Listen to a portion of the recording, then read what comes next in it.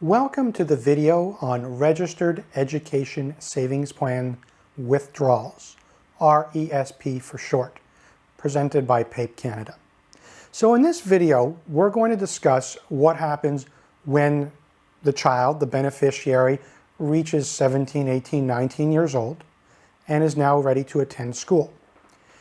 Just as a quick note, this particular video is going to focus on the RESP withdrawals. It's not going to talk about the plan attributes. We will, however, have a different video for that. And so if you're interested in the RESP, building it up, that's going to be in a different video. This one is just for the withdrawals. So very quickly, we have to understand the parties to an RESP. So the subscriber, which is the owner of the account, is usually the parent or the grandparent.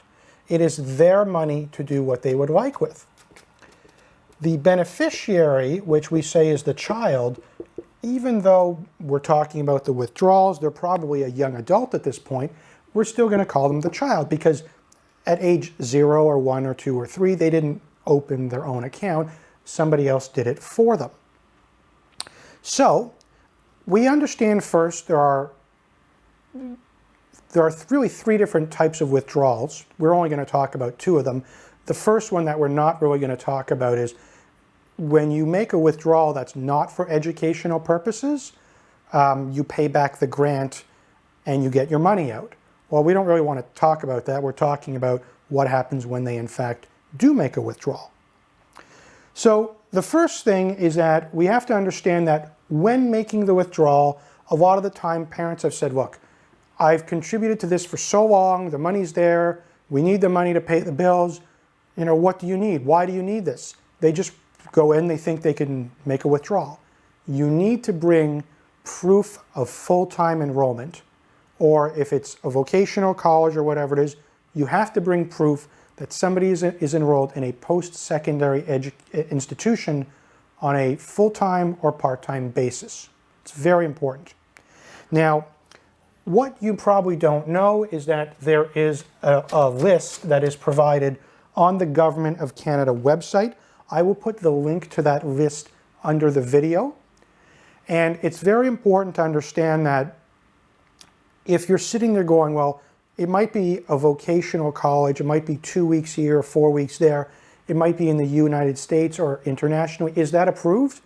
Well, there's a huge list of all the educational institutions that are approved. Please go ahead and consult that list.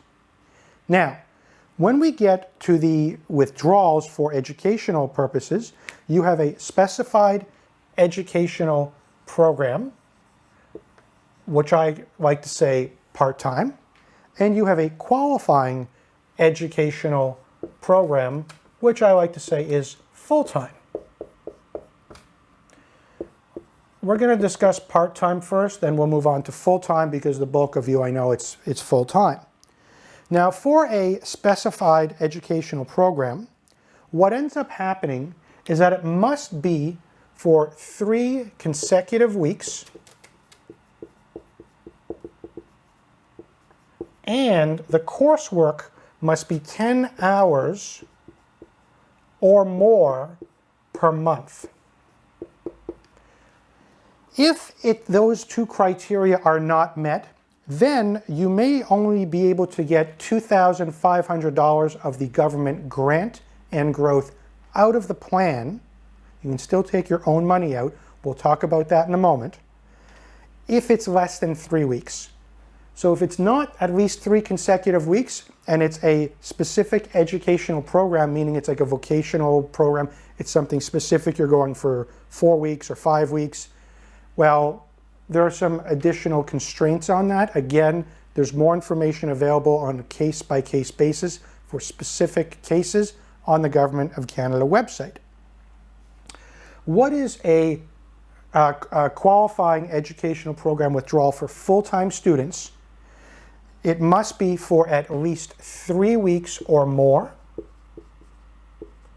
Notice that the word consecutive is not there.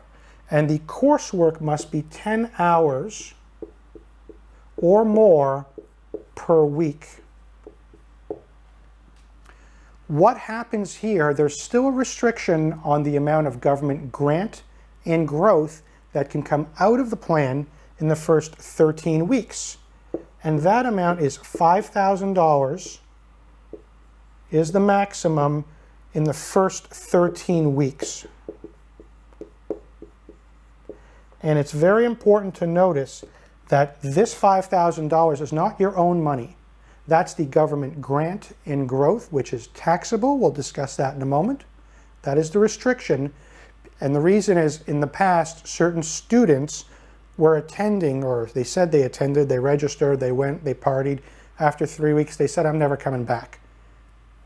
Yet the RESP, which was fully funded, it had $50,000, $60,000, $70,000 in it, was all withdrawn.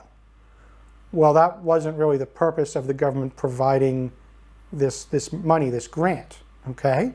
So then they said, okay, the first 13 weeks, which is typically a semester, we're going to put a maximum of $5,000 on the government grant and the growth in the plan. Your money, you can take as much out as you want. Every single time that you go to make a withdrawal, you have to provide proof of enrollment.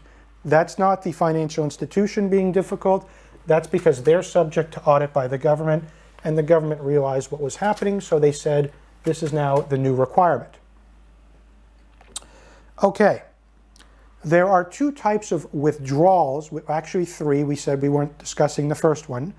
One of them is an educational assistance payment.